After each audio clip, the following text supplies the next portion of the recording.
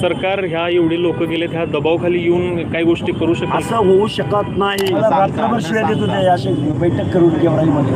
Okay Vijaysinh पंडिताची माणसं असं गोल करून आम्हाला शिवाय देत होते.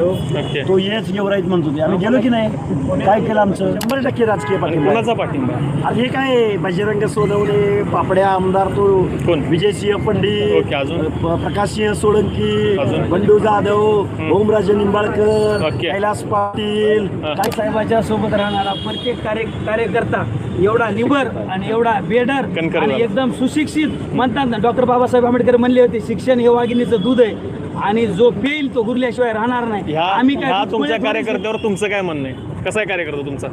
आमच्या लाखाला एक भारी. लाखाला एक बार हे सगळे तुमच्या लाखाला एक बार आहेत मग प्रश्नच नाही. आणि त्या आता दिवशी आम्ही किती होतो गेवराईत. तर हे काय मी एवढी मला माहित नाही आम्ही गेलो ना, आम्हाला रात्रभर शिवाय देत होते असे बैठक करून गेवराईमध्ये.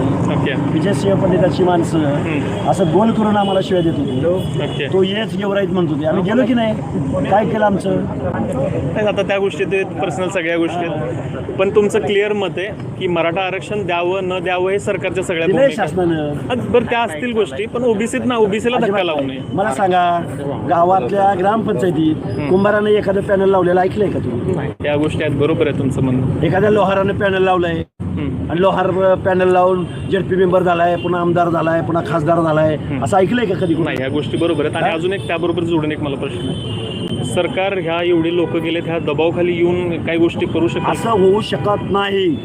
हे संविधान इथल्या व्यवस्थेतला एका समाजाचं एक जरी घर असलं तरी त्याच्या हक्काचं संरक्षण करण्याची जबाबदारी शासनावर आहे. नाहीतर उद्या आमची घर काढली की स्नॅपशॉट मराठा या झुंडीला जर घाबरलो तर गावात एखादं नाभिकाचं घर असतं त्याचं काढून लावतील ही लोक. बरोबर आहे ना. असं कसं होईल?